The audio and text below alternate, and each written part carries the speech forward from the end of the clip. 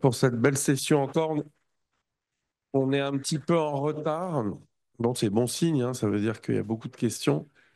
Voilà, et j'ai le plaisir d'accueillir donc Makoto Miyara, qu'on ne présente pas, enfin, qui est un brillant immunologiste de la Pitié, très impliqué sur beaucoup de protocoles de recherche en chirurgie et qui va nous parler de réactions immunologiques et chirurgie. Merci Makoto d'avoir accepté cette invitation. Bonjour à tous. Je suis très honoré et très heureux d'être là. Et donc, merci beaucoup, Emmanuel, pour ton introduction et ton invitation. Et donc, je suis très content de partager avec vous, en fait, une sorte de réflexion qu'on a ensemble avec Emmanuel. On travaille ensemble depuis un moment sur l'immunologie et la chirurgie. C'est une introduction pour les plus jeunes. En général, on le dit pour les externes dans la salle en disant c'est quoi le système immunitaire? Bon, j'ai pris la diapo à mes collègues immunologistes aussi pour éviter de faire une définition trop personnelle.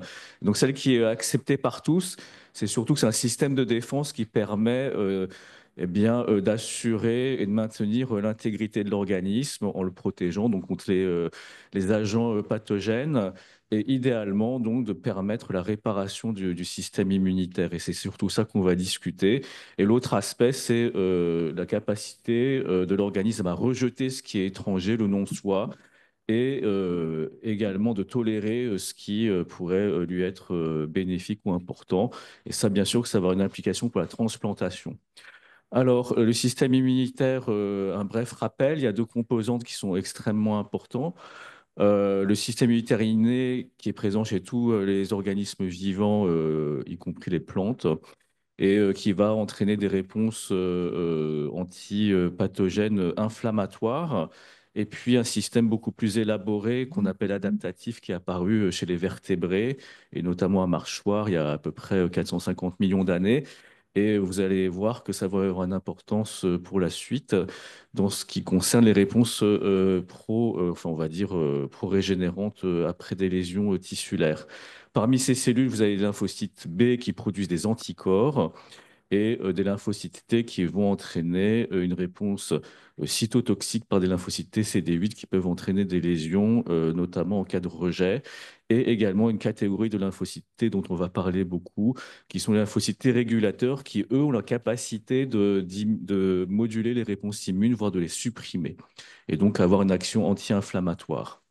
Je fais des topos pour des immunologistes et j'aime bien leur dire que les chirurgiens ont une contribution majeure dans la compréhension des réponses immunes et aussi les progrès de la médecine où l'immunologie est impliquée. Évidemment, les chirurgiens ont participé au développement des techniques et puis de la greffe et notamment la transplantation rénale, mais aussi les anastomoses qui vont entraîner évidemment des échanges entre les cellules circulantes et les tissus. Et donc Murray pour la transplantation rénale, le Nobel. Et puis j'étais étonné, Starzl pour la transplantation hépatique, lui ne l'a pas eu, même s'il a été vraiment récompensé par d'autres prix. En tout cas, une contribution majeure des chirurgiens dans l'immunologie, les progrès de la médecine en lien avec l'immunologie, et puis surtout dans la recherche. Évidemment qu'on interagit beaucoup puisque l'accès au tissu est extrêmement important pour comprendre le mécanisme de toutes les maladies immunologiques et autres. Après cette introduction, donc on va dire, aspects de la question immunologie et chirurgie.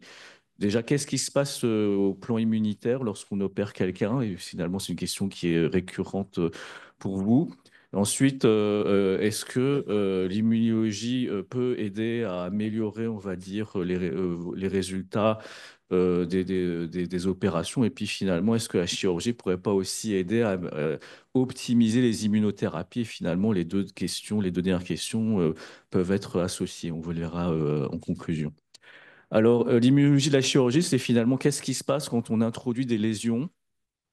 Et évidemment, la chirurgie au temps d'Ambroise Paré, il n'y avait pas les techniques d'asepsie et d'antisepsie, donc il y avait des brèches cutanées et vasculaires. Vous allez avoir des pathogènes qui vont entrer dans le corps, dans les tissus, et qui vont activer le système immunitaire inné avec les macrophages, notamment, qui vont phagocyter les cellules et activer. Elles vont migrer dans la circulation, soit les circuits lymphatiques, soit les vaisseaux. et également les cellules dendritiques qui vont migrer dans les ganglions et activer des lymphocytes T. Donc la mise en jeu du système immunitaire inné initialement très rapide avec la production de molécules inflammatoires et puis le système adaptatif par la suite pour notamment créer une réponse mémoire. Donc, autant d'Ambroise Paré, c'était ces lésions qui entraînaient eh bien, potentiellement ce qui a été déjà discuté, l'absence de régénération à cause d'une réponse anti-infectieuse insuffisante. Une technique, ça a été de cautériser. Ça marchait très très bien à l'époque, c'est-à-dire que vous empêchiez l'infection, mais néanmoins, une des conséquences était l'absence de processus régénératif puisque les tissus étaient détruits. Et donc, heureusement, au 19e siècle, les techniques d'antisepsie et d'asepsie, où finalement, les malades vont avoir des lésions aseptiques sans bactéries, et vous allez avoir sur des lésions induites par les chirurgiens ou, enfin, si vous mettez des antibiotiques sur les plaies, par exemple, ou des antiseptiques, on peut imaginer que vous allez activer votre système immunitaire inné avec des signaux de danger qui vont donc qui sont censés, là encore, combattre des bactéries qui n'existent plus et ont peut-être entraîné des lésions inflammatoires qui vont être difficiles à réparer par la suite. Donc, si on veut être simpliste, et finalement, c'est ce qui se passe pour la chirurgie, vous allez induire des lésions qui vont activer le système immunitaire, alors que ce n'est pas nécessaire. Et potentiellement, ça peut entraîner un défaut de réparation. Donc, c'est ça la réflexion pour dire comment on pourrait améliorer la réparation tissulaire par la suite. Alors, comment ça marche? Eh bien, je travaille depuis assez longtemps sur les mécanismes d'immunorégulation.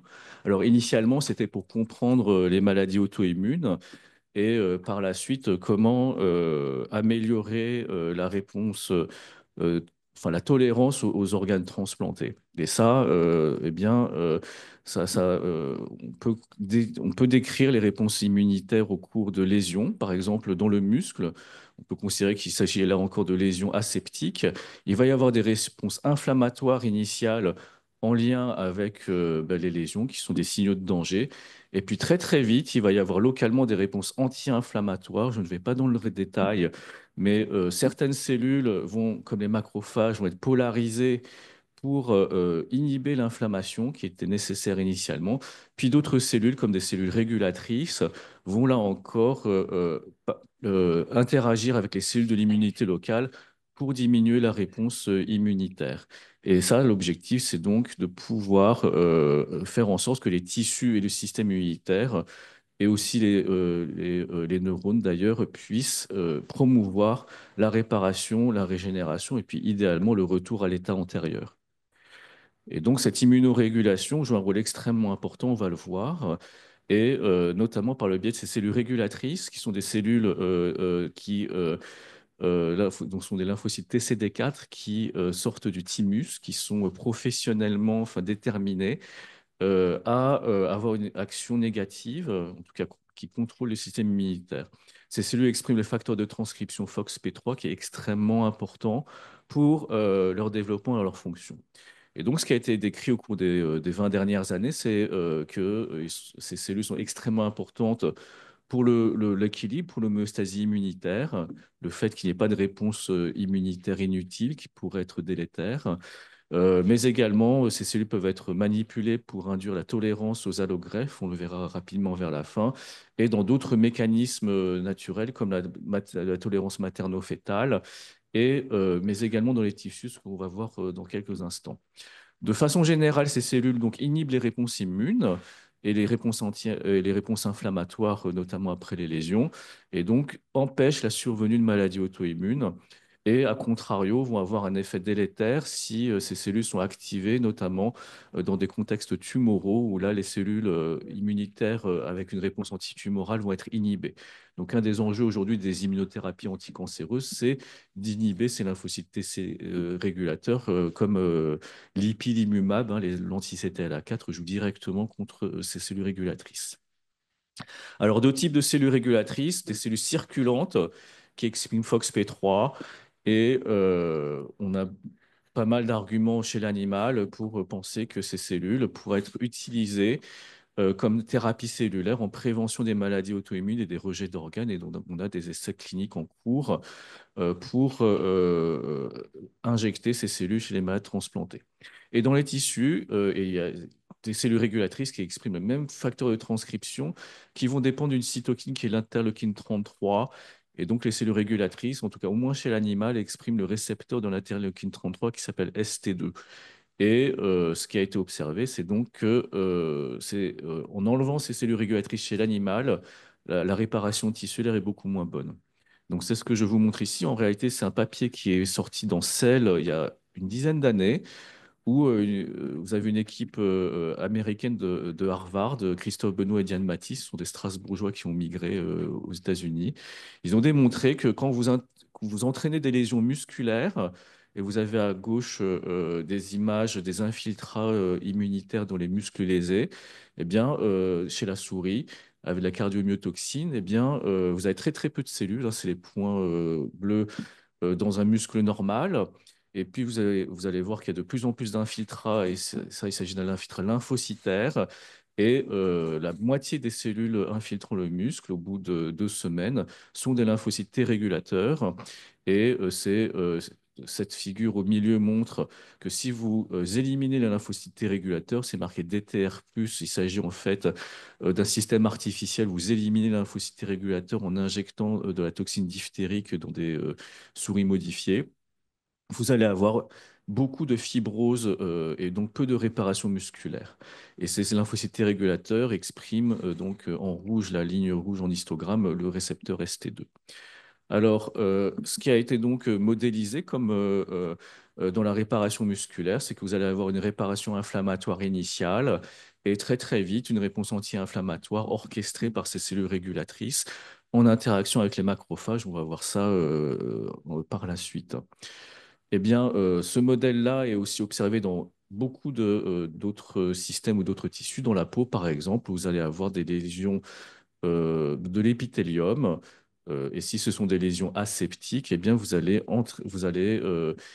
activer des lymphocytes T régulateurs pour permettre la régénération après avoir interagi avec d'autres cellules qu'on va voir. Alors, petit détour par les animaux. Vous savez qu'il y a plein d'animaux qui régénèrent, c'est des modèles assez fascinants. Et, on va parler de la salamandre juste après. Mais avant ça, je voulais parler des têtards. Parce que c'est des animaux qui régénèrent jusqu'à leur transformation en grenouille, donc ça s'appelle la métamorphose. Et les étapes qui précèdent la métamorphose, manifestement, les spécialistes des têtards ont vraiment bien analysé leur développement et donc leur évolution, enfin leur croissance est divisée en 66 étapes. Certaines durent quelques heures. Et à toutes ces étapes, eh bien, si vous coupez un membre ou la queue des têtards, ça régénère très très bien. C'est assez impressionnant. Sauf un moment qui dure 8 heures, qui est l'étage, qui est le stade 46, où vous n'avez pas eh bien, de régénération. Et ce qui a été observé, c'est que je reviendrai à ces diapos après. En fait, dans la période réfractaire, qui s'appelle donc le stade 46, si vous coupez la queue de ces têtards, il n'y a pas d'expression de FOXP3, alors que dans les étapes ultérieures, une expression de FOXP3. Et donc, à partir du stage 47, apparaissent les lymphocytes T régulateurs. Donc, il y a un rôle important dans la régénération des têtards jusqu'au stade 66. Et cette étape est aussi extrêmement inflammatoire et d'autres équipes, enfin une équipe japonaise, a traité ces têtards avec des immunosuppresseurs à partir de l'étape 46 et observe une meilleure régénération.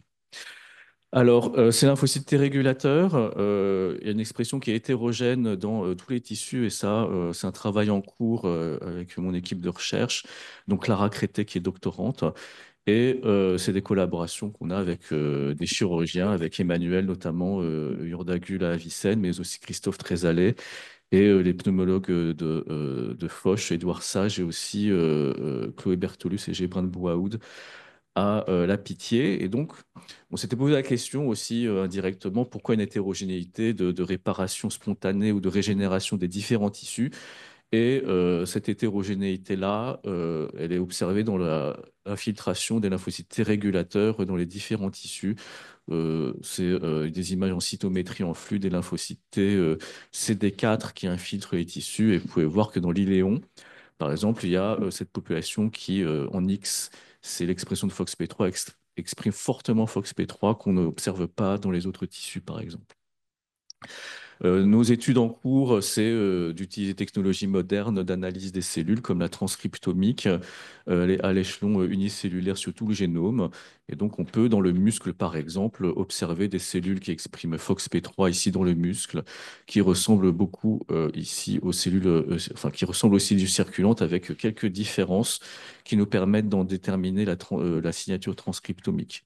Alors, dans déterminer la signature transcriptomique, ça nous permet d'envisager de modifier les cellules circulantes en cellules régulatrices spécifiques de tissu pour après en faire une thérapie cellulaire pour régénérante. Alors, on passe à la salamandre en disant qu'elles ont cette capacité aussi fascinante de régénérer.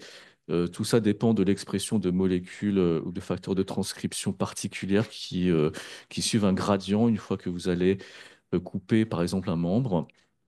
Et cette régénération dépend de la formation d'une structure qui n'existe pas dans les tissus différenciés, qui s'appelle le blastème, et qui découle de la reprogrammation et de la dédifférenciation de cellules tissulaires, et qui va donc permettre la croissance à nouveau d'organes différenciés.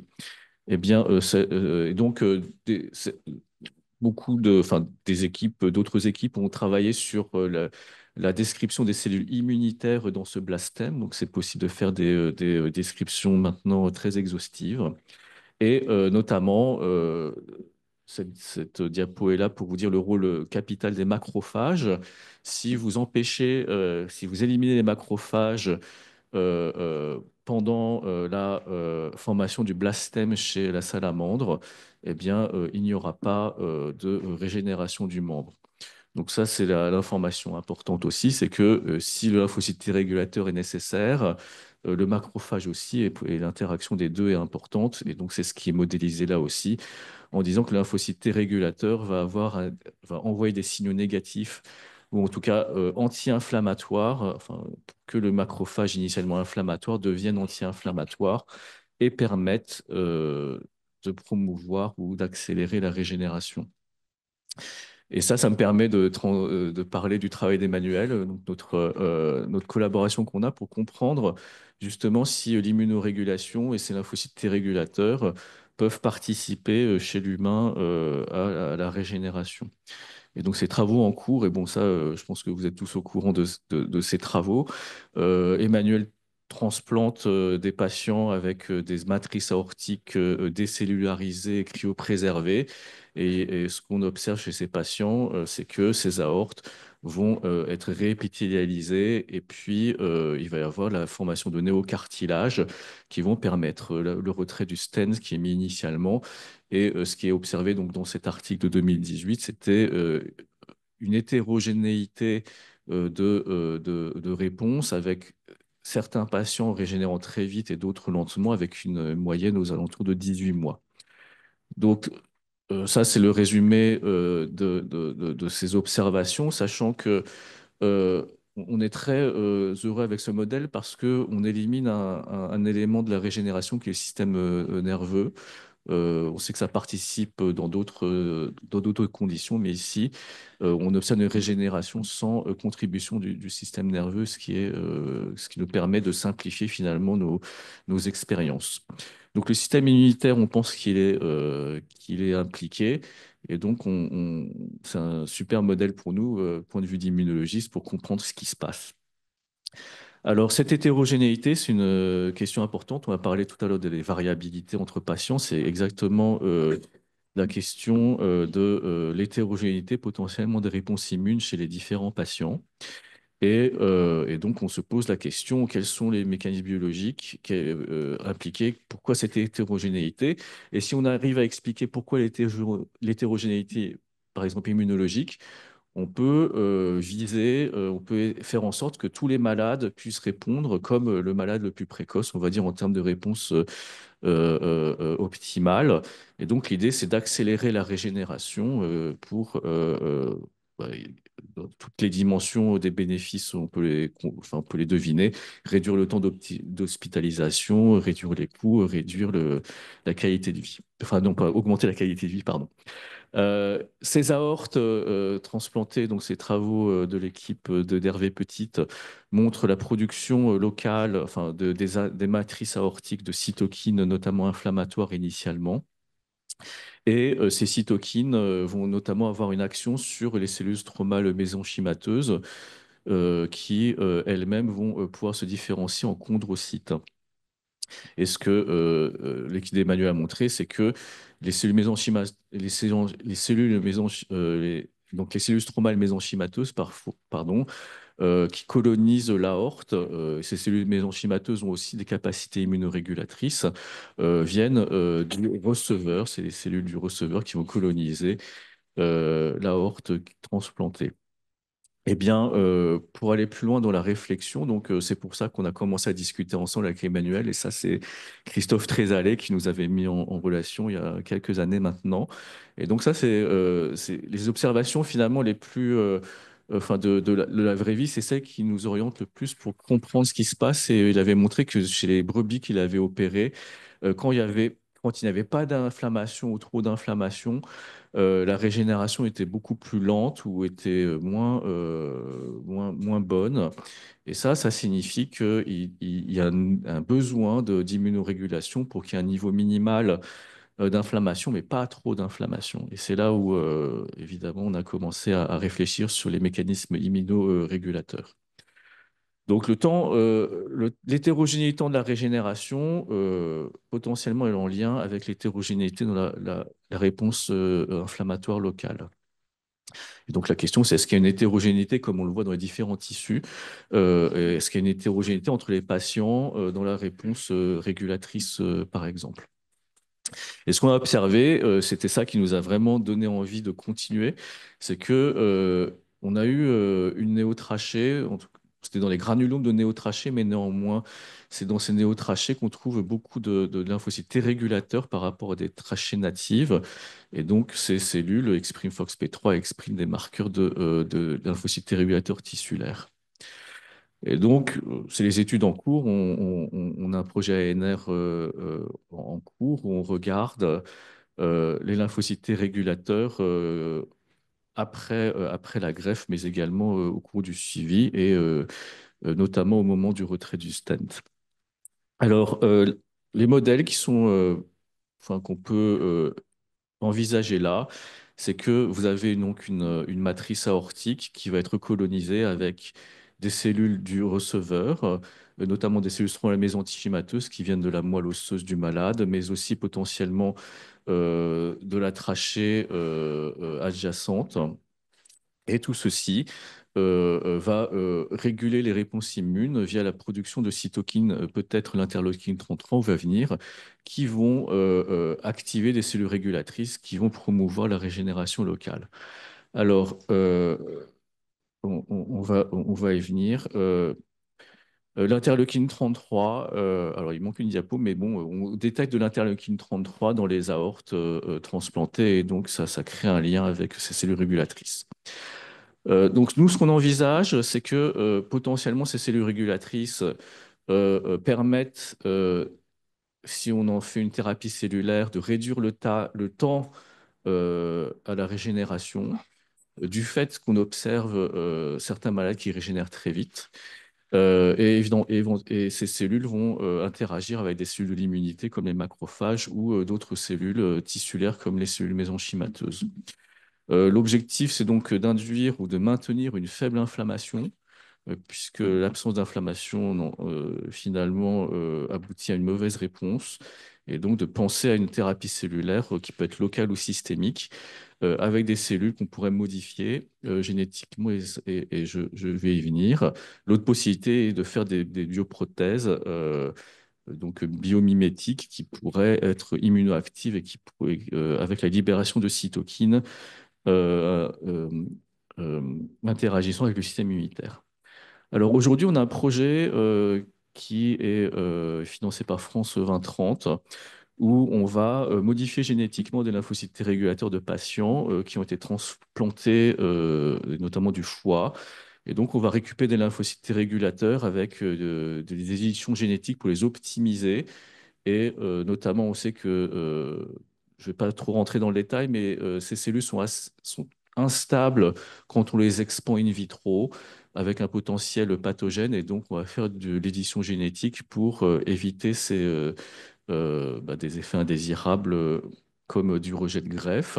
Et puis, on va les augmenter, on va augmenter l'expression de molécules, des molécules qui participent à leur fonction suppressive. Et donc, ce projet, c'est de les évaluer dans des modèles précliniques et puis dans un essai de phase 1. Alors, ce travail nous permet de créer une plateforme de modification à façon des cellules régulatrices et donc de les adapter aux différentes situations cliniques et donc, à terme, de créer des lymphocytes T régulateurs de tissus pour notamment la régénération. Et donc, on a plein de collaborations. Notamment, on peut imaginer produire des vésicule extracellulaires de ces cellules. On a une collaboration avec Philippe Ménacher notamment. Alors pour finir, la chirurgie pluriimmunologie, eh bien sûr, vous avez accès à l'intérieur des patients et on peut imaginer l'administration directement dans les organes de thérapies innovantes, donc de toutes les cellules, de toutes les thérapies cellulaires actuellement en cours d'évaluation, en développement. Vous savez tous que les CAR-T-cells, donc les lymphocytes T modifiés génétiquement avec des récepteurs chimériques pour les antigènes, sont très efficaces dans les hémopathies malignes B et dans le myélome. Et on pourrait imaginer donc d'injecter, notamment pour les tumeurs solides, des cellules immunitaires. Euh, D'autant plus que aujourd'hui, ces cellules, donc on les injecte de façon systémique et on ne sait pas aujourd'hui adresser les cellules dans les tissus, et notamment via l'expression de récepteurs comme les chimiorécepteurs. Aujourd'hui, on n'en est pas capable. Donc, on peut penser évidemment à de la radiologie interventionnelle pour les injecter, mais aussi potentiellement au cours des chirurgies. Et donc, l'instillation locale de traitement au cours de la chirurgie, c'est quelque chose qu'on pourrait discuter. En tout cas, c'est ma réflexion. Et donc, une délivrance en paire opératoire. Et donc, nous, on a 3 essais aussi de phase 1 en cours de ces cellules régulatrices autologues dans la transplantation hépatique, rénale et pulmonaire, où on produit dans le centre de thérapie cellulaire et génique Méhari à Saint-Louis les cellules à partir des donneurs pour les réinjecter. Et donc, ma dernière diapo, c'est juste, je demande à ChatGPT de faire la diapo, enfin, un bloc du futur. Alors, on parlait tout à l'heure d'imagerie péropératoire et on pourrait imaginer aussi un bloc avec le labo juste à côté. On produirait les cellules pour justement éviter les transporter parfois par avion et de les injecter directement avec un cytomètre, par exemple, qui est capable d'imprimer.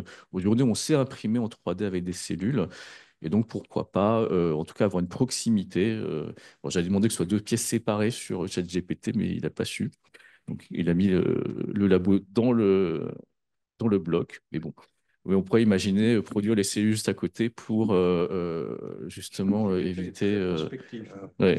Mais également l'immunomonitoring, Il a raison, hein. c'est-à-dire d'avoir la possibilité d'analyser notamment les marqueurs inflammatoires en paire opératoire. Voilà, bon, bah, je vous remercie. Bien sûr, aux questions. Merci beaucoup, Makoto. Est-ce qu'il y a des questions, même si on est très en retard? C'est pas une question, c'est d'avoir félicitations. Ça nous rappelle beaucoup de choses et on voit, on a vu tout la bioingénierie ce matin qui travaille tous les jeunes chirurgiens, etc.